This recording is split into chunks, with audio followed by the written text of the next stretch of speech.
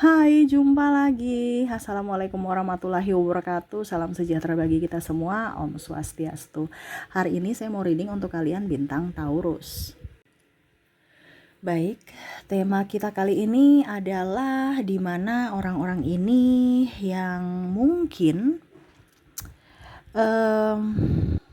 saya merasakan energinya di sini harus kamu bisa lebih memaafkan mereka atau lebih mengerti mereka ataupun mengabaikan ya. Jadi saya merasakan di sini ada energi kelelahan di mana dari dirimu ya yang meladeni mereka. Jadi tema kita nanti mungkin di akhir baru saya kasih tema ya, tetapi koneksinya ya dengan orang-orang yang mana kamu harus lebih dewasa menghadapi mereka. Kira-kira apa ya? Nanti kita lihat sesuai dengan energi dari kartu tarot. Oke, tetapi sebelum kita mulai, jangan lupa di like, komen, subscribe channel Ica Tarot dan Ica Tarot WS Indo, supaya ke depan saya bisa lebih bersemangat untuk membacakan readingan-readingan di hari-hari berikutnya untuk kalian. Dan jangan percaya 100% tarot, ini hanya sebuah games. Kalian tetap harus selalu berserah kepada Sang Pencipta ya. Dan walaupun ini hanya sebuah games, memang bukan games biasa, melainkan games menyerap energi. Sehingga saya minta kepada kalian untuk bisa lebih bijaksana dalam menyikapi readingan yang akan saya bacakan nanti. Yang baiknya bisa diambil, buruknya diabaikan aja, dibuang aja, ataupun bisa kamu pakai untuk mengintrospeksi diri kamu, ataupun bisa kamu pakai untuk mencari solusi dari permasalahan yang kamu hadapi. Dan kalaupun kalian ingin personal reading, coaching dan konsultasi, bisa menghubungi saya. Saya sudah sematkan link WA saya di deskripsi atau yang ada tertera di atas ini. Silahkan kalian menghubungi saya dan itu berbayar. Dan kalaupun juga kalian ingin mendengarkan readingan lainnya, baik karir, keuangan, percintaan, ataupun games-games lainnya, bisa langsung ke playlist. Semua sudah tertera di situ. Tinggal kamu lihat, pilih, dan bisa kalian dengarkan. Oke, kita langsung saja untuk kamu. Berikan energimu sambil fokus pada kartu. Sambil saya baca doa dan saya kocok kartunya ya. Kira-kira apa yang mana orang-orang ini ya yang harus kamu lebih menyayangi mungkin, atau bagaimana ya, nanti kita lihat aja ya, karena saya lagi belum fokus untuk judul ya, jadi kita sesuai kartunya aja ya. Apa yang terbaca dari kartu itulah nanti baru kita bacakan, kita tentukan judulnya ya. Oke, di kartu pertama di sini ada Eight of Pentacles, ada juga Seven of Wands, ada the Moon, ada juga Nine of Pentacles, ada Seven of Swords, wah, Wheel of Fortune, Six of Wands. Oke, Six of Wands. Bicara tentang bijaksana tadi kan di awal ya. Jadi saya merasakan di sini energinya ini sebenarnya banyak orang-orang yang tekanan mental ya. Jadi ada beberapa yang mungkin kamu merasa kok dia jahat sekali ke saya, padahal saya sudah baik sama dia. Jadi kamu punya amarah, kekecewaan, sakit hati. Padahal kamu nih koneksinya dengan orang tekanan mental, orang sakit. Ya. Jadi kamu akhirnya ikut apa? Ikut stres kayak dia. Nah, ini bicara tentang kebijaksanaan di mana abaikan orang stres.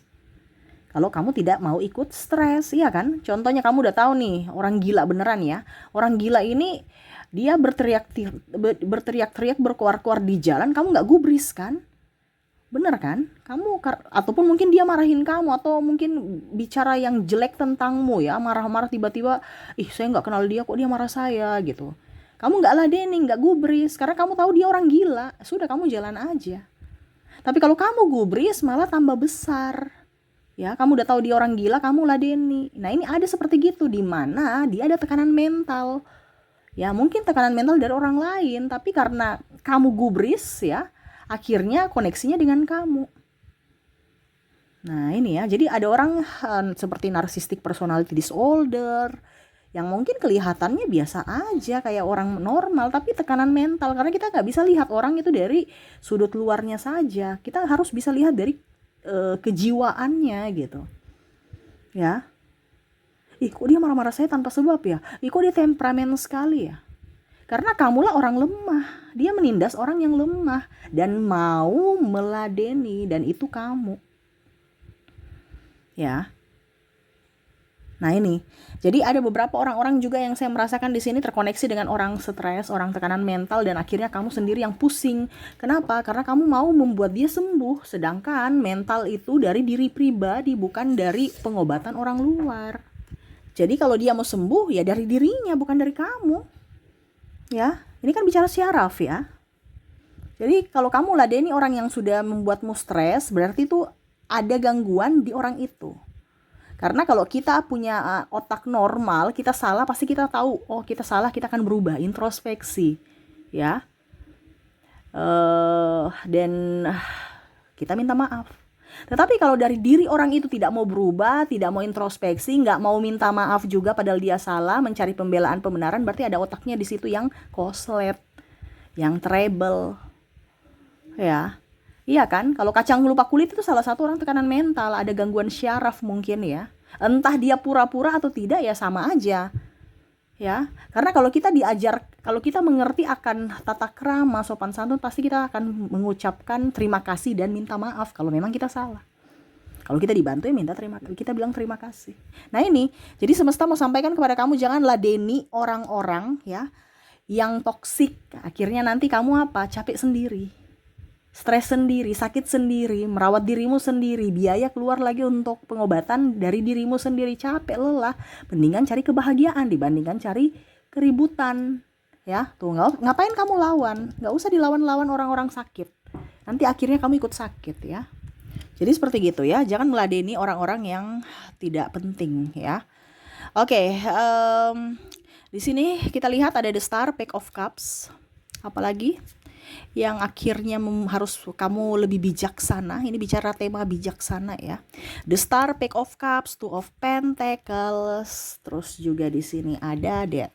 Wow.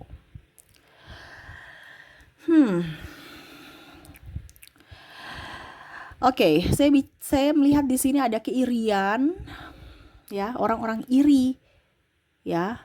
Orang-orang yang iri. Wah, ini iri karena kamu punya harta, jabatan, ada tahta, ada uang, ya.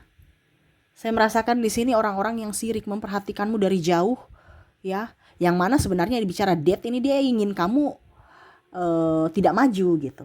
Kalau date itu kan mati, ya intinya nggak mau kamu maju, nggak mau karirmu cemerlang seperti bintang di langit ini kan ada bintang ya.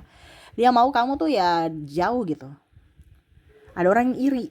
Ya, jadi sosok ini tidak usah ditanggapi. Ih, kok saya baik sama. Dan ini bukan orang-orang jauh ya. Ini orang-orang di sekeliling kamu yang pura-pura senyum. Bicara lihat dari jauh nih dalam artian bukan dalam artian yang jauh sekali, tidak. Tetapi dia memantau kamu gitu. Seolah-olah tidak memperhatikan sahabat-sahabat sendiri ya. Tapi sebenarnya mereka sangat memperhatikan dan tidak ingin kamu sukses. Ya, ini bicara iri, entah bicara tentang ketenaran, bicara tentang prestasi, tadi saya bilang ya ada jabatan, karir, materi, keuangan, ya kamu punya ini sedikit dilihat, ih bagus ya, padahal ih dapat uang dari mana ya, gitu ya, kan kita kan sama kerja, ya sama-sama kerja, gajinya juga sama, kok dia bisa dapat ini, jangan sampai dia jadi ani-ani, ya ini contoh ya pokoknya gitu mulutnya. Ya, ataupun kamu beli sofa baru, TV baru ya, diantar ke rumah atau paket, kok dia belanja terus ya, dapat uang dari mana ya, pokoknya pikirannya negatif ya, ada CCTV berjalan soalnya. Nah ini ya, ada yang memantaumu, ada yang iri padamu walaupun dia diam karena dia ingin mendapatkan sesuatu itu, tapi kamulah yang dapat gitu ya, jadi dia marah gitu walaupun mungkin koneksinya dia senyum ya. Jadi tadi saya bilang jangan melihat mengukur orang dari senyuman saja, dari casing saya, tapi ini disclaimer ya, ada juga orang yang baik gitu, tetapi yang saya bilang ada juga orang yang palsu, dan kamu pun sama, kamu juga kadang-kadang palsu gitu, kamu nggak suka tapi oh ya saya suka senyum manis gitu, dan ini terjadi ya. Jadi jangan kita terlalu terbuai dengan kepolosan dari diri kita dan akhirnya menyangka orang itu juga baik gitu. Tapi di sini saya disclaimer juga, bukan berarti saya menebar kebencian ke siapapun, tapi kita lebih waspada pada diri kita. Ya, karena kalau orang iri ya, baru kamu kasih hati, ya berarti kamu siap digosipin, kamu siap digibah. Ya artinya kamu mengundang mereka, kamu apa ya? Apa ya kalau dibilang? Ya pokoknya intinya circle di situ harus jauh gitu supaya terhindar dari orang-orang toksik. Kalau kamu tetap bersama mereka di circle mereka ya, ataupun jaga jarak ya, ya berarti kamu sama aja menyimpan duri dalam daging gitu. Ya, hati-hati dengan orang yang sirik. Ya, hati-hati dengan orang yang sirik. Ini tapi saya merasakan di sini siriknya ya sirik dalam hati aja karena nggak mampu, tanda tak mampu dia gitu. Tapi hati-hati juga kalau ada orang yang jahat, niat jahat. Nah ini biasanya bermain di black magic. Begitu ya. Oke, kita lihat lagi. Di sini ada The Hermit, ada King of Sword, ada White Numen. Oke, bicara tentang kebijaksanaan di sini, saya merasakan energinya ya, playing victim. Ada orang yang fitnah, ada orang yang bermuka dua, ada orang yang menipu, menghina, ya serasa tersakiti, serasa dikecewakan, padahal dia sendiri mengecewakan orang ya. Jadi orang-orang playing victim ini kamu harus hindari jauh. Kita bicara bijaksana tuh berarti kita yang harus menjauh dari orang ini. Ya, bukan malah bersujud. Ini ada yang terjadi ya. Saya merasakan di sini kamu sudah tersakiti, sudah dihina tapi masih bersujud sama dia. Ya. Contohnya, ada beberapa yang mungkin sudah menghina keluargamu ya. Tapi nggak mau minta maaf, malah kamu yang bersujud untuk oke, saya tetap sama kamu, saya tetap memaafkan. Ya akhirnya apa? Dia memandang enteng keluargamu atau dirimu. Makanya saya bilang kalau kita memberikan maaf kepada orang yang tepat. Kalau kamu memberikan maaf kepada orang yang tidak tepat, berarti kamu mengizinkan dia menyakitimu di kemudian hari lagi. Saya ini bukan bicara tentang apa ya, nanti kalian bilang, Kak Ica kan di firman itu bilang harus saling mengasihi, saling ini. Tapi di firman juga ada bilang ya, kita beriman tapi berhikmat, kita memakai otak juga. Makanya saya bilang kita memaafkan orang, oke, kita memaafkan, tetapi dekat-dekat jangan juga dengan orang yang salah, harus dekat dengan orang yang benar. Karena siklus itu akan terulang kalau kamu dengan orang yang salah. Dia akan terulang kembali. Saya pernah dimaafkan, saya akan ulang kembali. Macam contoh ya, selingkuh. Kamu memaafkan, besok dia selingkuh lagi, besok saya dimaafkan lagi. Ya sudah gitu, akhirnya kamu bukan luka batinmu sembuh tapi malah bertambah. Ini contoh. Ya. Kamu pisah, dia playing victim, gak usah mau dengar dia mau playing victim apa, hidupmu. Ya, di sini mentalmu harus kuat. Ya. Kamu terkoneksi dengan orang-orang yang kalau kamu tidak bijaksana dengan dirimu, ya sudah dirimu akan hancur. Karena kita hidup di dunia ini tuh harus punya iman dan harus punya hikmat. Harus hati ada, akal pikiran pun ada, karena kita dikasih otak untuk berpikir. Tidak bisa kita bilang gini, hati dan pikiran itu dikasih itu ada fungsinya, jadi harus seimbang. Kalau apa yang kurang itu nggak bagus, apa yang berlebihan juga nggak bagus, harus seimbang. Ya, bagaimana kamu mau naik ke surga kalau hidupmu penuh dengan amarah, kebencian, sakit hati? Nggak bisa. Ciptakan dulu surga di bumi ini, baru kamu bisa mendapatkan surga di akhirat. Kalau dirimu tidak mendapatkan surga di bumi ini, dengan sendirinya tidak akan dapat surga di akhirat. Ya. Jadi kamu bahagia di dunia ini, kamu akan membahagia di akhirat. Kenapa? Kalau kita bahagia di dunia ini kan kita berinteraksi bagus, kita happy, nyaman, kita tidak pernah menyakiti orang lain, hidup kita sejahtera, ya. Tapi kalau kita diam, sungut, penuh dengan kemiskinan, sakit-sakitan, menyulitkan orang, marah-marah, benci, banyak dendam. Walaupun mungkin koneksinya saya biasa aja, saya kuat gitu. Ya, tapi hatimu nggak bisa nipu, nggak bisa ada surga kalau kita bicara kita menipu. Karena semua itu di hati. Hati itu kamu bisa membohongi manusia, kamu nggak bisa membohongi Tuhan. Ya, jadi seperti itu ya. Orang playing victim, kamu ketawain aja. Karena dia termasuk kategori orang sakit mental yang hanya mau mempersulit hidup orang. Diketawain aja bahwa kamu tidak setara dengan dia. Ya, kalau kamu ladeni dia ya siap-siap aja, kamu tersiksa. Ya, ya. Jadi diketawain aja orang-orang ini, nggak usah terlalu mau diladeni. Ya, orang sakit. Ya, terkadang kita merasa bahwa kok saya tersakiti karena kamu terkoneksi dengan orang sakit. Makanya kamu ikut sakit. Saya tersakiti Kak Ica. Ya, harus berpikir bahwa oh ternyata saya salah tempat. Makanya saya juga ikut sakit karena saya terkoneksi dengan orang sakit, tertular. Tapi kita nggak sadar. Karena apa? Kamu ladeni di situ. Ini secara logikanya ya. Tapi kalau bicara tentang psikologis kan bicara tentang energi.